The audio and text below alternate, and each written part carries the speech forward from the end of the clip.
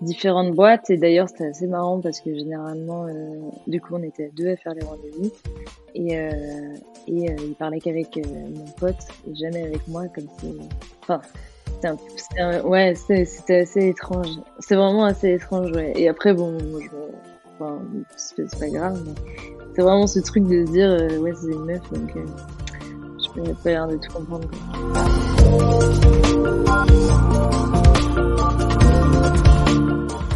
Franchement, la première fois où j'ai reçu un message de quelqu'un qui m'a dit qu'elle avait eu pour la première fois un orgasme, je me suis dit, je peux mourir demain. C'était vraiment le truc où je me suis dit, mais c'est ouf. Enfin, c'est trop cool, quoi. C'est trop bien de pouvoir faire ça et de pouvoir te dire que tu permets aux gens de connaître ça. C'est trop cool.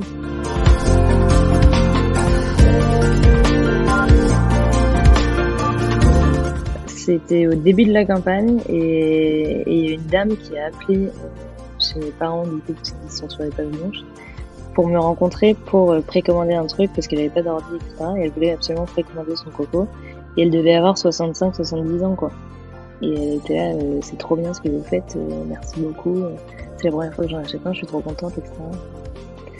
Donc t'as plein d'histoires comme ça qui sont assez marrantes de gens qui... Enfin ouais, ça concerne vraiment tous les âges, je pense.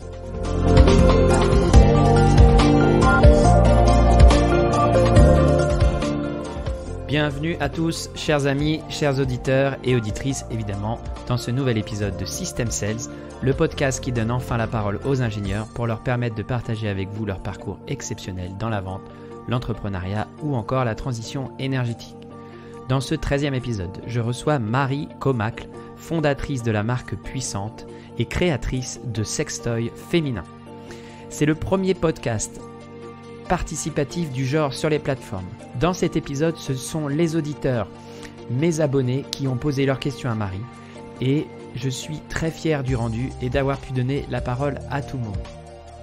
À travers cet épisode, nous avons voulu aussi soutenir l'association Les Orchidées Rouges, association qui lutte contre l'excision faite aux femmes.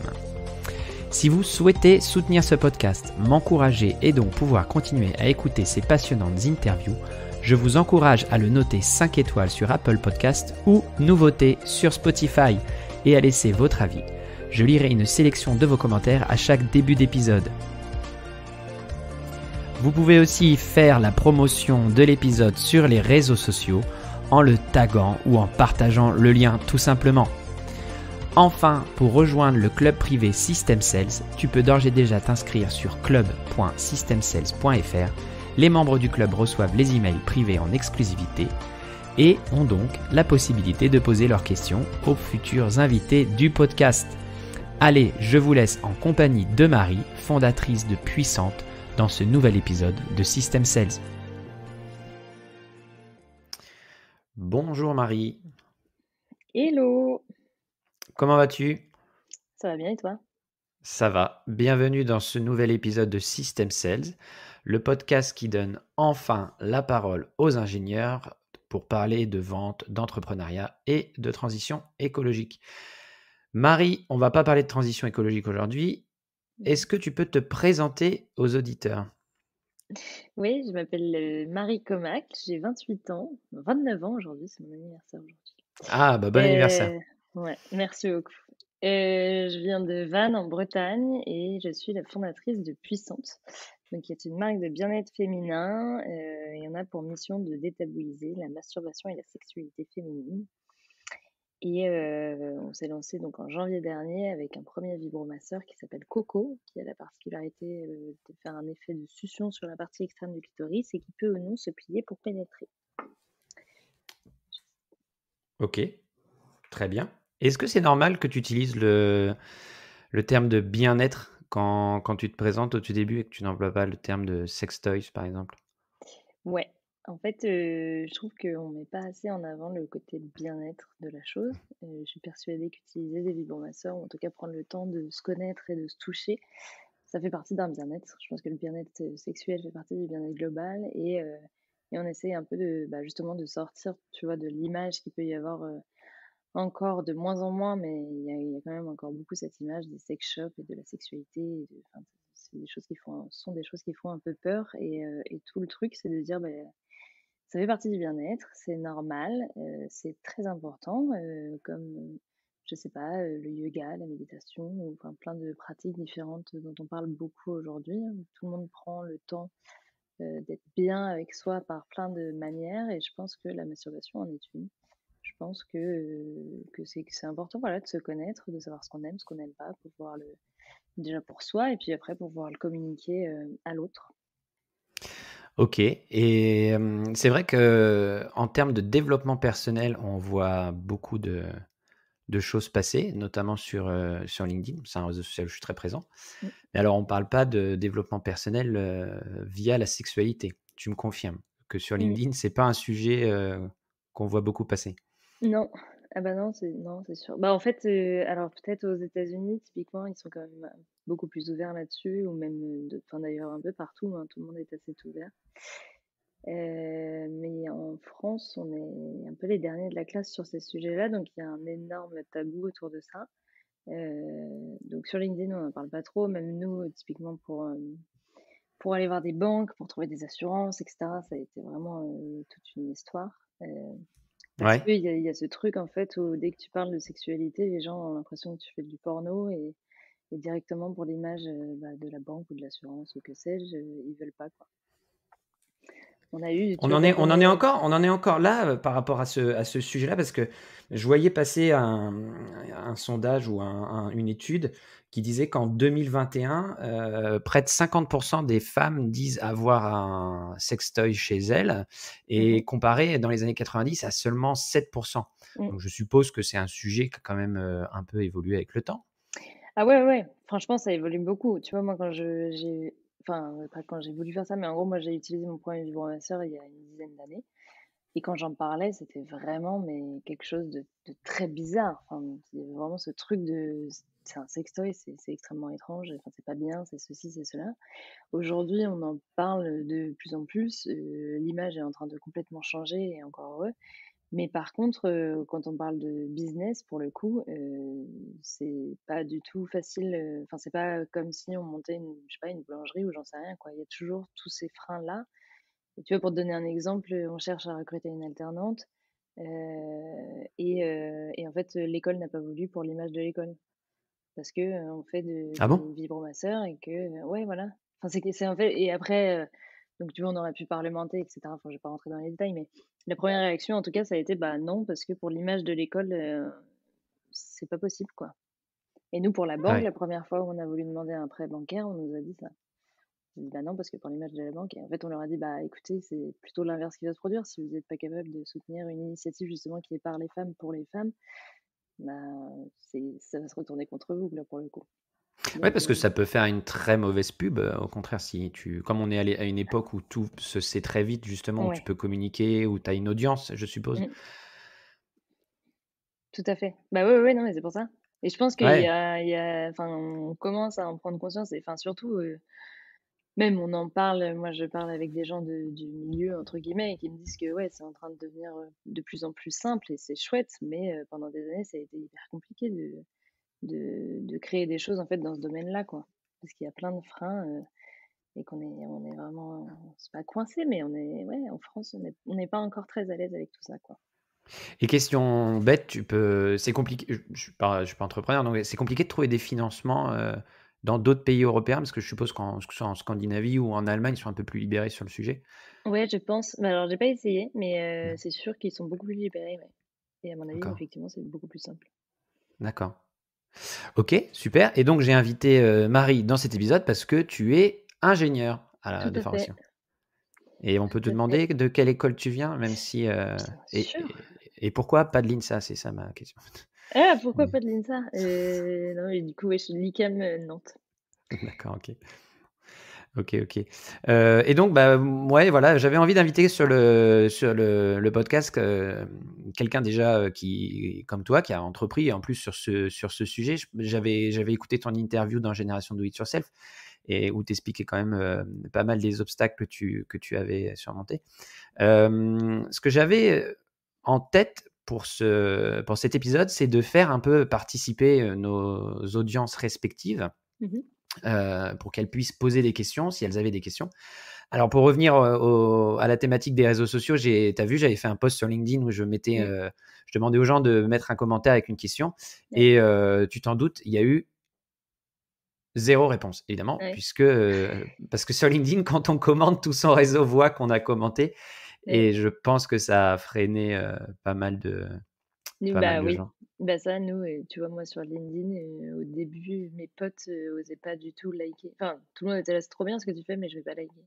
Maintenant, Ouais, ça va, les gens se détendent et commencent à liker, ouais. Mais au début, ouais. c'était c'est pas possible. Ouais. Ouais, alors pour ça, c'est un peu comme Facebook, c'est un réseau où en fait, quand tu commentes ou quand tu likes, tout de suite, les autres Mm, vont voir ce que tu as mis. mm, Et je pense que ça, mais pas que sur le sujet de la sexualité, je pense, hein. Sur mm, plein de sujets, les gens n'aiment pas trop participer. ouais. Par contre, j'ai posé la question sur mon groupe privé, sur les abonnés de ma newsletter, Mhm. et j'ai eu des questions. Ah, Donc super. ouais, ça c'est sympa. Donc on va pouvoir les poser, on va pouvoir faire participer tout le monde. Je vais commencer par moi une question. Tu as peut-être déjà partiellement répondu en te présentant, mais j'ai lu dans une des interviews que tu as données que tu dis on ne fait pas que des sextoys, on va bien au-delà. Est-ce que tu Mm. peux m'en dire un peu plus? Bah, en fait,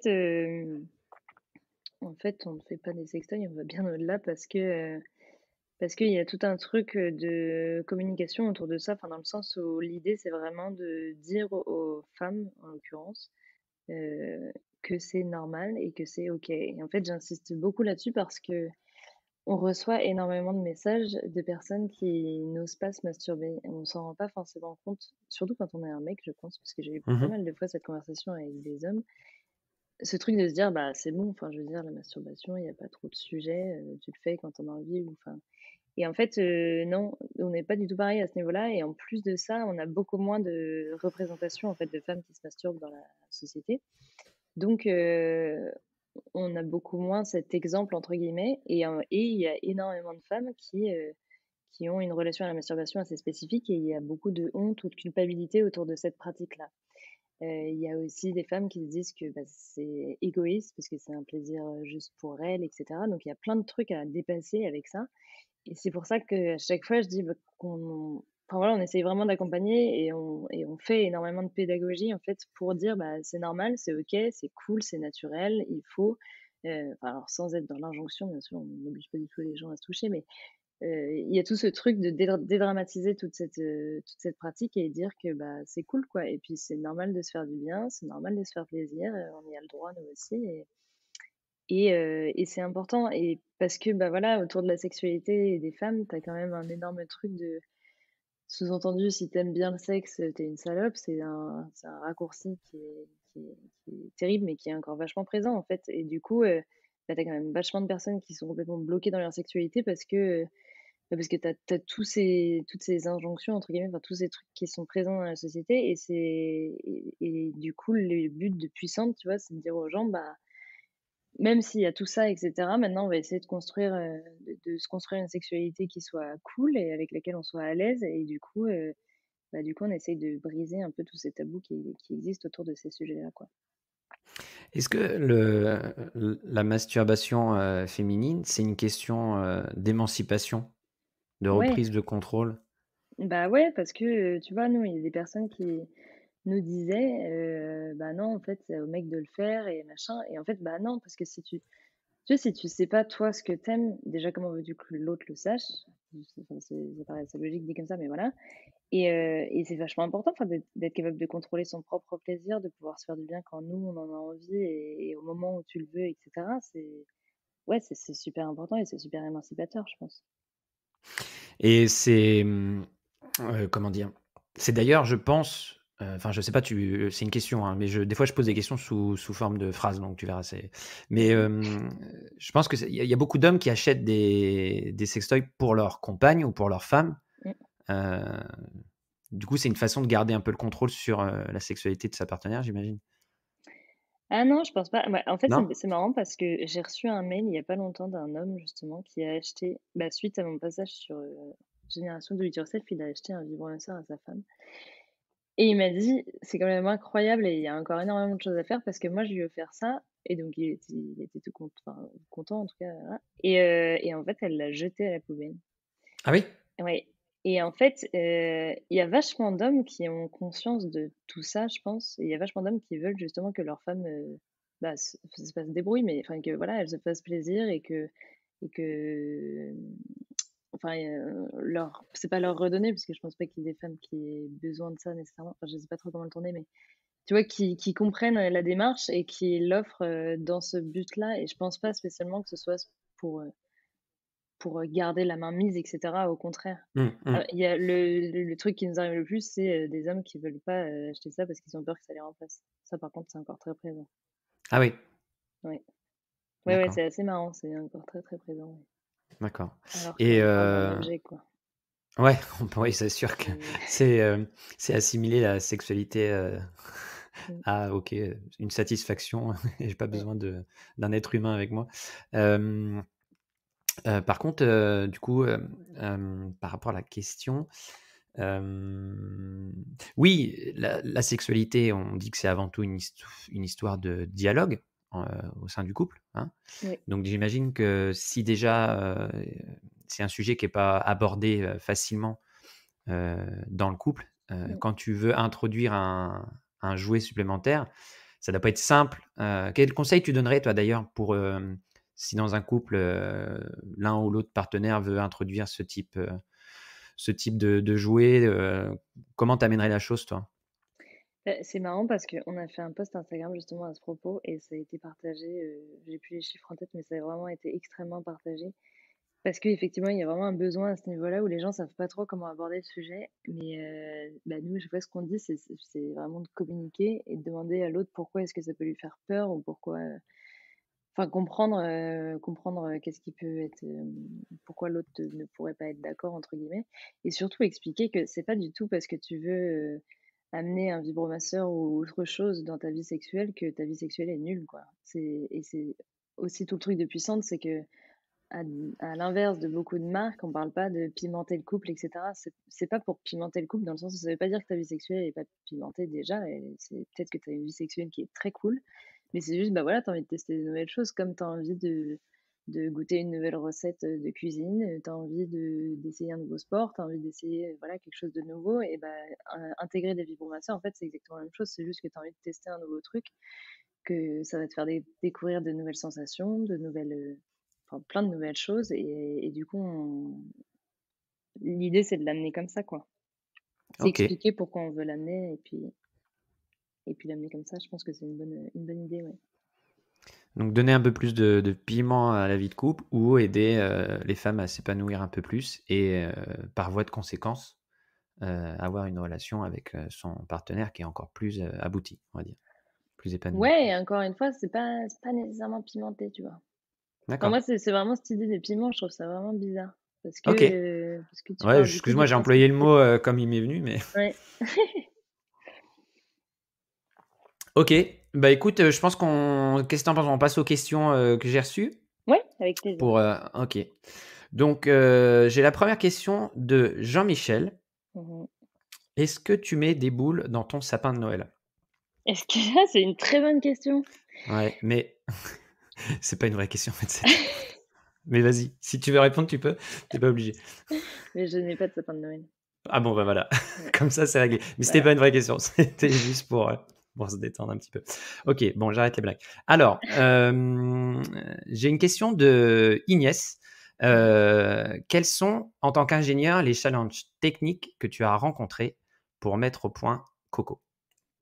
Ah bah, franchement, un peu tout du long parce que en plus, moi, j'ai fait j'ai été diplômée en 2016 et je me suis mise sur le projet en octobre 2019. Donc, dit comme ça, c'est vrai que ça fait que 3 ans, c'est pas beaucoup, mais en même temps, c'est beaucoup parce que j'avais un peu oublié pas mal de choses. Mais déjà, il y a eu le dessin qui était très. Enfin, j'ai retrouvé un ancien pote qui a pu m'aider justement à faire le dessin, etc. Parce que tout ce qui était logiciel CO, je me souvenais quand même pas extrêmement bien.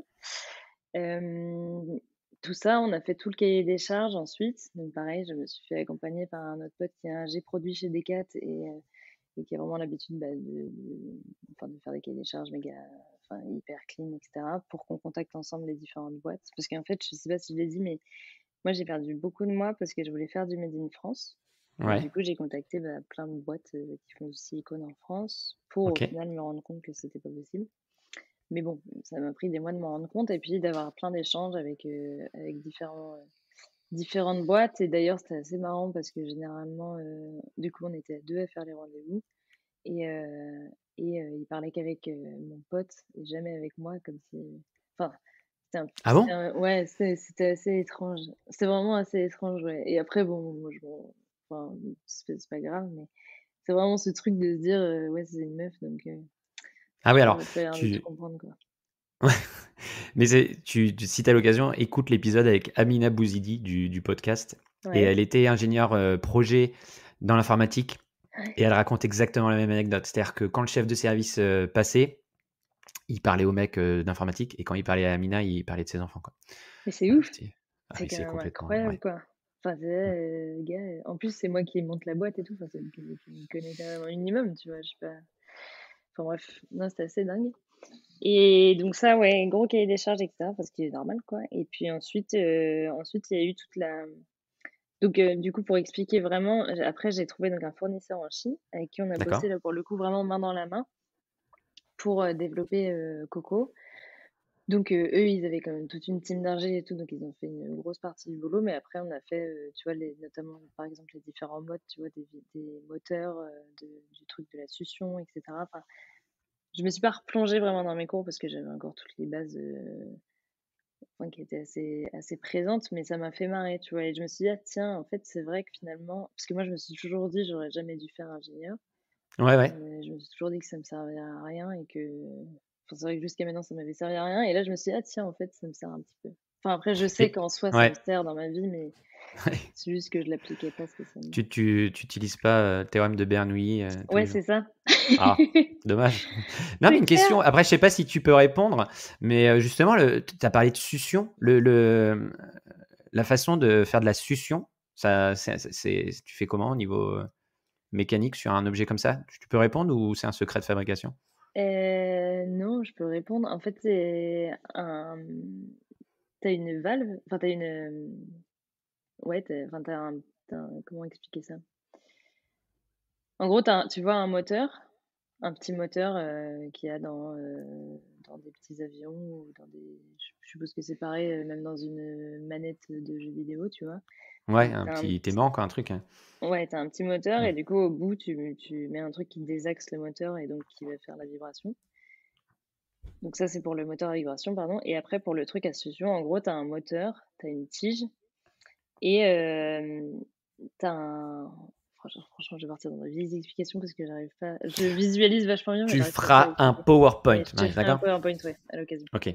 Bon, bah, tu me feras un PowerPoint à l'occasion. Donc, juste pour revenir, donc tu fabriques en Chine. Donc, Ouais, pour toi, la difficulté, ça a été faire le cahier des charges et de t'assurer que ton fournisseur chinois fabrique bien de ce que tu as défini. Il y a eu ouais, plusieurs prototypes, non? Il y a eu des. ouais, ouais, ouais, il y a eu au moins 5 prototypes. D'accord. Ouais, ouais, ça a pris pas mal de temps parce que. Bah après, enfin, du moment où je l'ai trouvé jusqu'au moment où on a reçu le premier prototype, ça a été assez rapide dans le sens où ils sont vraiment très forts en fait. Ils ont un savoir-faire qui est assez impressionnant. Mais par contre, ouais, beaucoup d'échanges de protos tu vois, pour modifier à chaque fois, donc que ce soit, je sais pas, les fréquences, la longueur de l'objet, la vibration, enfin plein de choses différentes, quoi. Ouais, c'est assez pointu. Et justement, par rapport à ce cahier des charges, par rapport aux dimensions, ces choses-là, ça s'est passé comment la conception dans ton esprit? Bah, en fait, ça a été assez simple, enfin, dans le sens où, moi, du coup, déjà, la forme de l'objet et tout, je l'avais déjà en tête parce que ça faisait des années que j'en parlais autour de moi et je me rendais bien compte qu'il y avait pas mal de personnes différentes, tout simplement, et que c'était cool d'offrir l'alternative. Euh, et après, on a fait un peu au feeling et on l'a fait essayer à une dizaine de personnes pour voir un peu quel était leur retour et comprendre, bah voilà, justement, si vous voulez le faire plus, moins long, etc. Donc, tu avais un groupe de testeuses qui Ouais, étaient prêtes à participer. ouais. Après, Ok. c'était informel, hein, c'est que des gens que je connais de près ou de loin. Oui, Donc, oui, oui, oui. c'est pas. Mais oui, Ok. oui, oui. Bah non, mais ça fait partie des questions qu'on se pose. C'est justement quand tu mets au point, surtout que Ouais, toi, tu mises tout sur un objet pour l'instant. ouais. Tu peux pas te planter, quoi. Je veux dire. Et bah ouais, et tu vois, quand la campagne a trop bien pris, on a fait 2600 et je me suis dit, punaise, j'espère que. Enfin, parce que tu vois, entre une dizaine de personnes et 2600 personnes, t'as quand même un énorme gap. Et Ouais, du coup, ouais, c'est un peu le truc de merde. Enfin, c'est cool parce que ça a trop bien marché, mais en même temps, j'étais un peu flippée. Et en fait, non, ça s'est très bien passé. ouais, parce qu'en fait, tu testes avec 10 personnes, c'est ça? Mm. À peu près. Et après, voilà, c'est parti, tu fabriques et tu le vends à 2600 personnes. Ouais, c'est ça. Donc en fait, c'est ouais, ton échantillon de 10. Déjà, tu ne sais rien s'il est représentatif de quoi que ce soit. Ouais, Tu sais juste que c'est des femmes, que ouais, tu t'es pas, qu'elles te disent pas oui pour te faire plaisir déjà. ouais. Et derrière, boum. Et sur 2600, les premières ventes que tu fais à travers Ulule. Alors, je ne refais pas toute l'histoire, hein. Ceux qui veulent avoir le détail de ça, je vous renvoie vers l'épisode de Génération Do It Yourself. Mais tu fais une campagne Ulule, tu vends 2600, c'est ça? Et comment c'est quoi les retours du coup après? C'est Bah, franchement, Comment tu sais que ça c'est. marche en fait? Enfin, comment tu sais que c'est Et parce un qu'on a succès? reçu des messages, mais complètement incroyables, en fait. Et déjà, c'était vraiment de la folie. Quand on a commencé à livrer, il y avait énormément de personnes qui étaient sur Instagram et qui nous envoyaient des messages en mode je Ah guette le ouais? facteur, tout le monde l'a eu sauf moi, machin, machin. Enfin, vraiment, il y avait une excitation assez incroyable de la part des personnes qui avaient précommandé pour recevoir leur coco. Ouais? Et ensuite, on a reçu, bah, je sais pas, des centaines de messages. Ah Ouais, ouais, des c'est ouf. centaines de messages et c'était incroyable. Ouais, franchement, ça a été vraiment fou et donc à la fois sur le produit, qui est donc des personnes qui étaient hyper contentes du produit et puis, sur, justement, comme je te disais tout à l'heure, on fait plus que des vibros. C'est vraiment des messages genre: «Bah, en fait, j'avais jamais osé parce que, ceci, cela et franchement, un immense merci, ça m'a permis de découvrir des trucs complètement incroyables, et ma relation au corps est complètement changée et maintenant, je comprends le non puissante et ceci et cela. Enfin, on a vraiment eu des témoignages, hyper, hyper forts et c'est là où on s'est dit que, bah, du coup, ouais, c'était Et comment tu te sens justement à ce moment-là quand tu reçois tous ces messages? franchement, la première fois où j'ai reçu un message de quelqu'un qui m'a dit qu'elle avait eu pour la première fois un orgasme, je me suis dit: «Je peux mourir demain», quoi. Ouais. C'était, vraiment le truc où je me suis dit: «Mais c'est ouf!» Enfin, c'est trop cool, quoi. C'est trop bien de pouvoir faire ça et de pouvoir te dire que tu permets aux gens de connaître ça, c'est trop cool. Ouais, en fait, c'est un super point marketing, tu résous un super pain point et en plus tu rends Mmh. service quoi, parce que c'est du bien-être quoi. Ouais, c'est ça. Et après, parce que bon, OK, la première fois tu reçois ça et après les autres, ça te fait toujours autant plaisir de recevoir Ouais, ouais, des bah, avis oui, positifs? OK, ouais, ouais, ça fait trop plaisir. ouais. Et justement, ça m'amène à la question de Thomas. Thomas, il demande, c'est quoi un petit peu le futur technologique des sextoys? Alors peut-être féminin, masculin, toi tu te concentres sur la sexualité féminine, j'ai bien compris? Ouais. Mais du coup, comment tu vois un peu le futur technologique des sextoys féminins? Voilà. Bah, en vrai, c'est intéressant parce que moi, j'avais participé au Sextech Lab. Je sais pas si tu vois ce que c'est? C'était un hackathon autour de si tu vois ce que c'est un hackathon? Ouais, ouais, ouais, enfin, je vois, Heu, oui, je oui. comprends ce que tu dis, ouais. Et du coup, c'est un hackathon autour de la sexualité, l'amour et la santé et il y avait eu 2 éditions et moi, j'avais participé à la première et la deuxième j'étais en tant que bénévole et ensuite ça s'est un peu arrêté, enfin, ça s'est même carrément arrêté et on en parlait avec une des filles qui organisait ça et elle me disait: «Bah, ouais, mais en même temps les projets» et c'est vrai qu'il y avait pas des projets incroyables parce que c'est hyper compliqué d'innover autour de ça dans le sens où, bah, tu vois, le sexe féminin, enfin, c'est dur, en fait, de trouver des nouveaux produits autour de ça et après tu as quand même tu as plein de trucs, je pense, qui vont sortir, au sur des produits connectés notamment. Parce que Mmh ça, mh. c'est une demande qui est en forte hausse et donc pouvoir connecter à un téléphone ou à une Ah ouais? télécommande ou ceci, cela et ça existe déjà pas mal, mais à mon avis, il y a plein de trucs qui vont être faits autour de ça et après sinon ça va être, la réalité virtuelle et tout, mais là tu pars déjà dans un autre truc qui est beaucoup plus loin, quoi et nous, on s'est posé enfin, moi, je me suis vraiment très rapidement posé la question parce qu'il y a des gens qui m'ont dit: «Bah, il serait bien qu'ils soient connectés et tout» et j'étais là: «Ouais, mais en fait, c'est pas du tout le message de la marque». Parce que le message de la marque, c'est te réapproprier ton corps en te faisant du bien et du coup, si c'est pour que ce soit quelqu'un d'autre qui finalement ait le contrôle du vibromasseur, ça n'a pas trop de sens. Ouais, puis Hem, est-ce que c'est pas, la connectivité, innover pour innover? Parce que franchement, Je pense que quand tu Bah, c'est un pratiques peu la ma question, sexualité, ouais. tu as juste envie d'être, d'en revenir à des choses essentielles, quoi. Tu pas envie de Ouais, t'encombrer d'un téléphone, d'une manette, d'un truc et d'un machin, enfin, tu vois ce que je veux dire? ouais. Ouais, oui, je suis vachement d'accord. Et du coup, ouais, c'est pour ça, c'est un peu la question. Après, je sais qu'il y a énormément de gens à distance qui trouvent ça très cool. Et ce que je peux comprendre, ça doit être, enfin, ça doit vraiment remplir un pain point pour le coup. Mais, mais voilà, et sinon, sur les vibromasseurs pour hommes, j'avoue que je connais pas trop, Ouais moi, le sujet. Je et sais qu'il y c'est a de plus en plus de choses qui se font, mais je suis pas de très près. et c'est pareil sur la réalité virtuelle. Est-ce que c'est pas un truc typiquement qui s'adresse, à aux hommes, en fait? Les hommes, Parce que ouais, je moi pense. ouais, moi, mon point de vue de ce que tu me dis, hein, de sextoy féminin, la femme sur, une question d'émancipation, hem, la sextoy masculin ou des choses comme ça, c'est quand tu vas dans l'extrême réalisme, tu vois? Réalité virtuelle ou je sais pas, enfin, on voit des accessoires, poupées ou enfin, je sais pas. C'est plus, c'est pas plus pour combler un vide, tu vois? Enfin, est-ce que c'est vraiment les femmes, elles, c'est ce qu'elles vont rechercher, tu vois? De la réalité virtuelle, on voit jamais de poupées gonflables hommes, tu vois? Enfin, Ouais, c'est clair. C'est une très bonne question. Franchement, je me suis jamais, vraiment posé cette question. Je sais pas trop, et surtout que les femmes, elles sont peut-être moins dans, mais justement, moi, je dirais que les femmes, peut-être qu'elles sont un petit peu moins dans le visuel, mmh, mais en même temps, la réalité virtuelle, c'est pas que du visuel, au contraire, c'est tout un qui t'englobe, tu vois? Mais ouais, je sais pas trop, franchement. OK, mais je suis hyper content d'avoir posé la question, à laquelle tu pas réponse, en Mmh. fait. J'ai une question de Louis. Ouais. Louis le prénom. Quel est ton pire souvenir en tant qu'entrepreneuse? Mmh, Hem, ça va sortir quand cet épisode? ça va sortir, dans 2 semaines. Ouais, non, je peux pas dire. Je te dirai après mon pire souvenir, mais en off, parce que j'ai pas le droit de dire. Mon pire souvenir d'entrepreneuse, Je sais pas, je vais pas répondre à ta place, mais de tout ce que tu nous as dit, il y avait déjà des trucs. Mais, ton plus beau souvenir, vas-y. Ton plus beau sou Ah non, tu l'as déjà dit, c'est quand tu as reçu ouais, c'est quand le j'ai premier reçu ce message. Bon fameux alors il faut que tu message. trouves on y revient, tu peux y réfléchir, on peut y revenir après.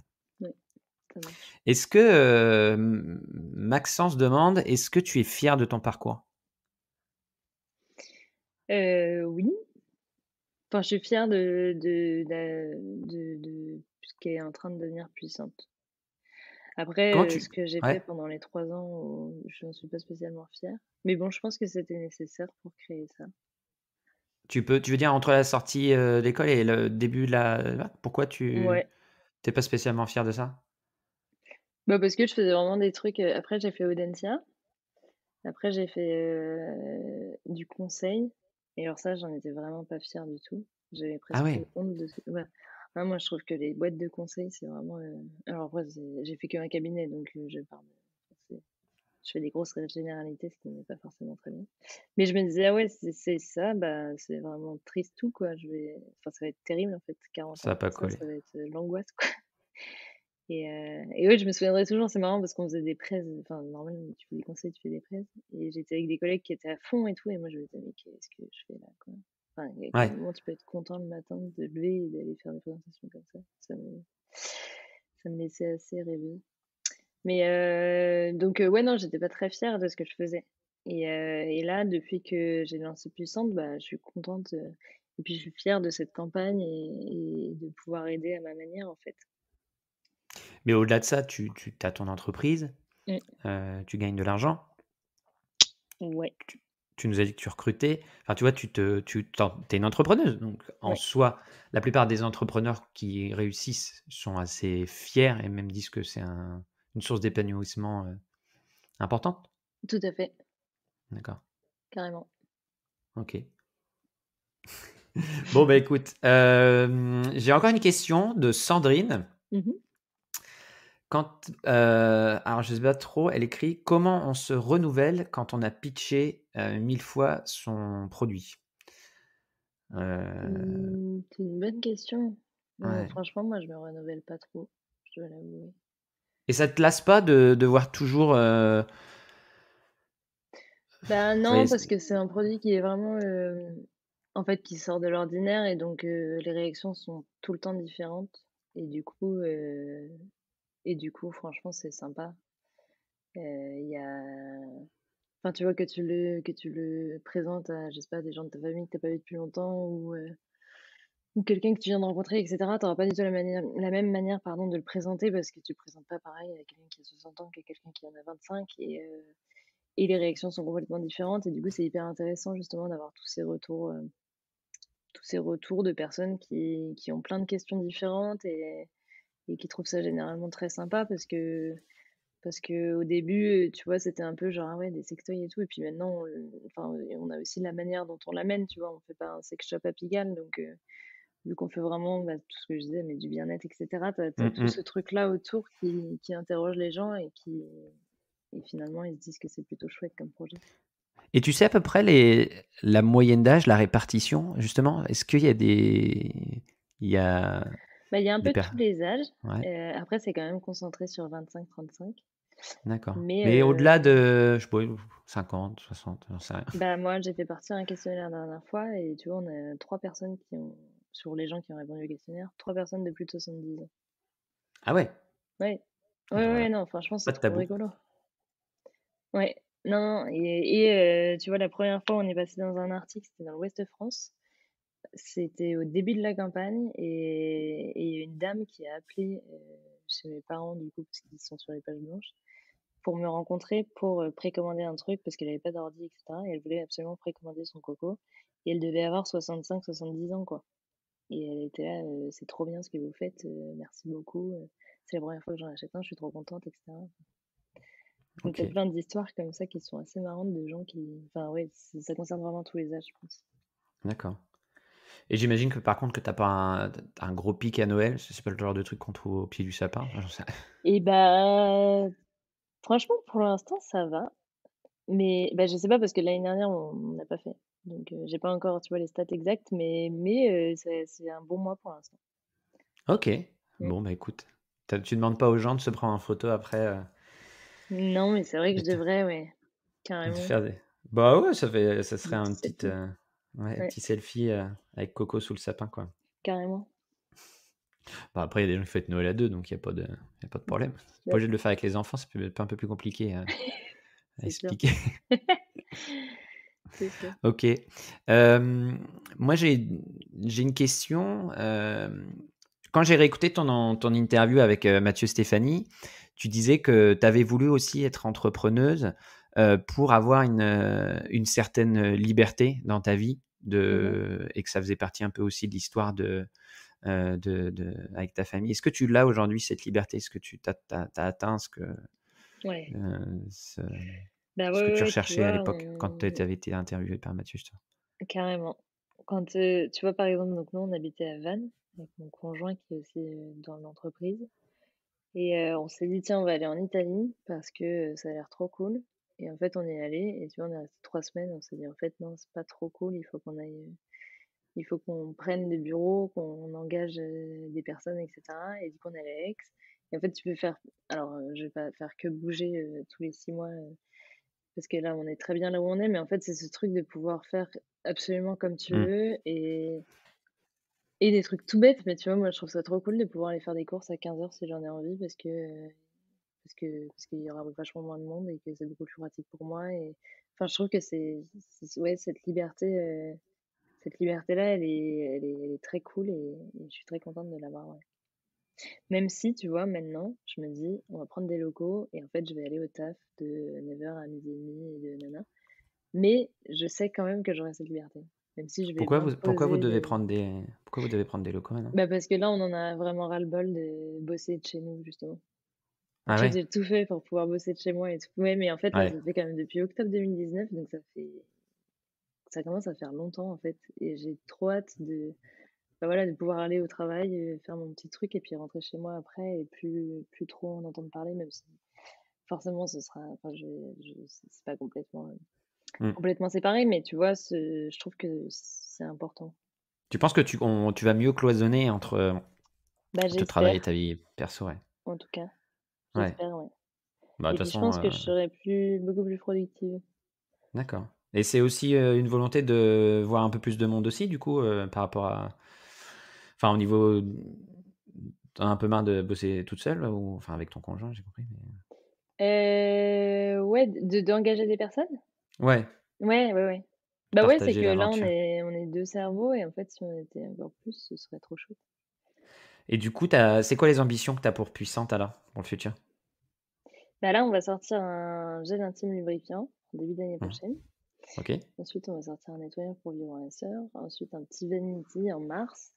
Et le but du jeu, c'est d'avoir une gamme de 4 à 5 produits, enfin de vivre ma sœur, j'entends.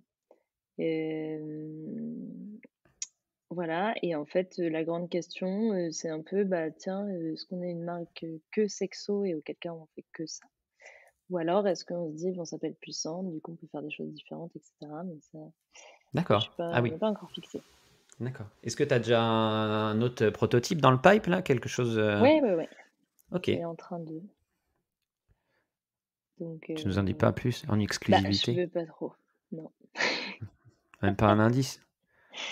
Non, en fait, je peux pas trop donner d'indices en vrai. Il y Alors a j'aurais pas pas ton pire souvenir et j'aurais pas l'indice du prochain truc. Il va être non, nul cet épisode. Comment bah, tu veux que non, je fasse mais du le pire teasing après souvenir, moi? il aurait fallu m'enregistrer un mois après et je t'aurais donné Tu mon me l'as dit? pire souvenir du OK. pire souvenir. Bah, je te rappellerai, Ouais, je te reposerai la question en live. ouais, carrément. OK. Bah, écoute, on va arriver au terme de l'épisode. Qu'est-ce qui te fait encore te lever le matin, Marie? Qu'est-ce qui me fait me lever le matin? Bah, de me dire qu'il y a des nouvelles personnes qui vont découvrir Puissante et Coco. Ça me fait me lever le matin. De me dire que, OK. tu vois, ça permet de changer un peu. Donc c'est cool. Donc tu as toujours la pêche par rapport à ça, quoi. Ouais. Moi, j'ai toujours la pêche. Après, c'est la première fois depuis enfin là, ça va beaucoup mieux. Mais, j'ai eu un petit moment là où je me suis dit: «Tiens, c'est la première fois», tu vois, où j'ai pas trop la pêche, en fait. Parce que depuis que ça a commencé, tout se passe, relativement bien. Enfin, même si tout était pas parfait du tout, on a eu plein de trucs et tout, mais dans l'ensemble, ça allait. Et là, c'était la première fois où je me disais: «Ah ouais, je comprends ce truc, en fait, quand on parle des entrepreneurs et on parle des hauts, des bas et des moments où tu en as vraiment ras-le-bol».